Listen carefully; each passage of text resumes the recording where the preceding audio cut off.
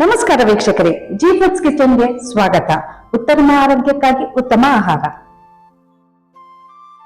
ಇವತ್ತಿನ ಸಂಚಿಕೆಯಲ್ಲಿ ರುಚಿಕರ ಮತ್ತು ಆರೋಗ್ಯಕರವಾದ ಹಯಗ್ರೀವ ಹೇಗೆ ಮಾಡೋದನ್ನ ತಿಳಿಯೋಣ ಬನ್ನಿ. ಬೇಕಾಗುವ ಪದಾರ್ಥಗಳು: 1 ಕಪ್ ಕಡಲೆಬೇಳೆ, ಅದನ್ನ 3 ಕಪ್ ನೀರು ಸೇರಿಸಿ 8 ರಿಂದ 10 ವಿಷಲ್ ಬೇಯಿಸಿಕೊಂಡಿದ್ದೀನಿ.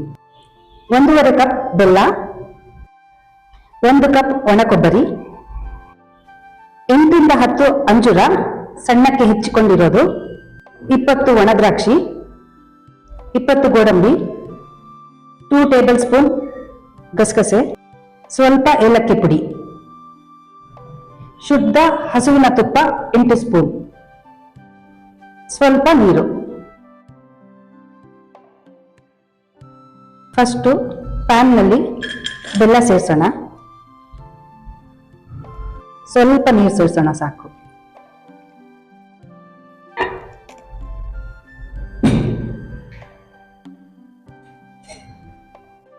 ಬೆಲ್ಲ ಕರಗೋ ಅಷ್ಟರಲ್ಲಿ ಗಸಗಸೆ ಹುರ್ಕೊಳ್ಳೋಣ. ಗಸಗಸೆ ಚಟಪಟ ಅನ್ನೋವರೆಗೂ ಹುರ್ಕೊಳ್ಳೋಣ. ಈಗ ಚಟಪಟ ಅಂತಿದೆ, ಇದನ್ನು ಇಳಿಸ್ಕೊಳ್ಳೋಣ.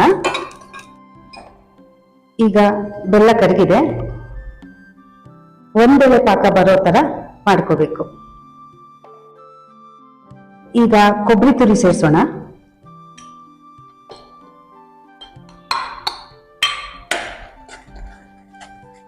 ಇದ್ರ ಜೊತೆಗೇನೆ ಹುರಿದಿಟ್ಟುಕೊಂಡಿರೋ ಗಸಗಸೆ ಸೇರಿಸೋಣ.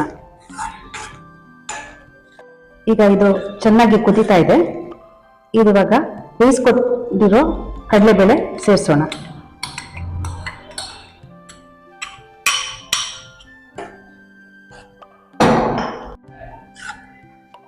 ಇದನ್ನ 1 3 ರಿಂದ 4 ನಿಮಿಷ ಚೆನ್ನಾಗಿ ಇದೆಲ್ಲ ಹೊಂದ್ಕೊಳ್ಳೋವರೆಗೂ ಚೆನ್ನಾಗಿ ಕುದಿಸ್ಕೊಳ್ಳೋಣ. ಇದು ಕುದಿಯೋ ಅಷ್ಟರಲ್ಲಿ ತುಪ್ಪದ ಒಗ್ಗರಣೆ ಮಾಡ್ಕೊಳ್ಳೋಣ.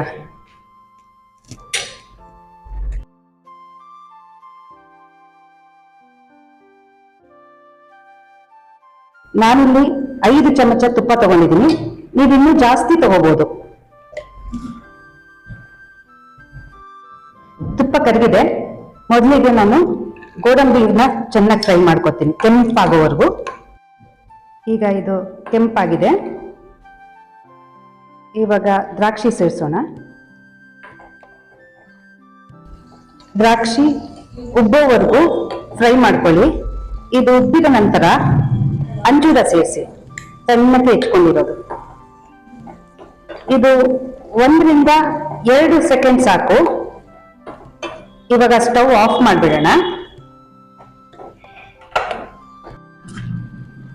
ಇವಾಗ ಈ ಕನ್ಸಿಸ್ಟೆನ್ಸಿ ಬರೋವರೆಗೂ ನಾವು ಕುದಿಸ್ಕೋಬೇಕು. ಕಾಣ್ತಿದ್ಯಾ? ಈಗ ಸ್ವಲ್ಪ ಏಲಕ್ಕಿ ಪುಡಿ ಸೇರಿಸೋಣ.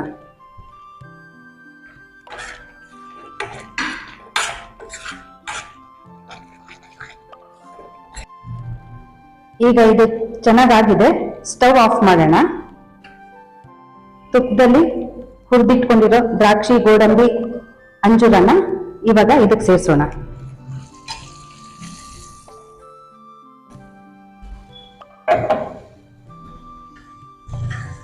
ಚೆನ್ನಾಗಿ ಮಿಕ್ಸ್ ಮಾಡ್ಕೊಳ್ಳೋಣ.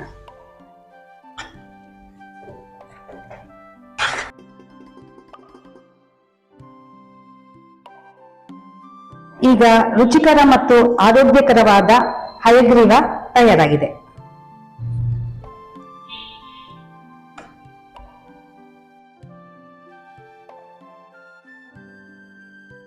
ಮನೆಯಲ್ಲಿ ಹಯಗ್ರೀವ ಮಾಡಿ ತಿಂದು ಸವಿದು ಹೇಗಿದೆ ಅಂತ ಕಮೆಂಟ್ ಮಾಡಿ. ಮುಂದಿನ ಸಂಚಿಕೆಯಲ್ಲಿ ಮತ್ತೊಂದು ರುಚಿಕರವಾದ ಆಹಾರದೊಂದಿಗೆ ಭೇಟಿಯಾಗೋಣ. ನಮಸ್ಕಾರ.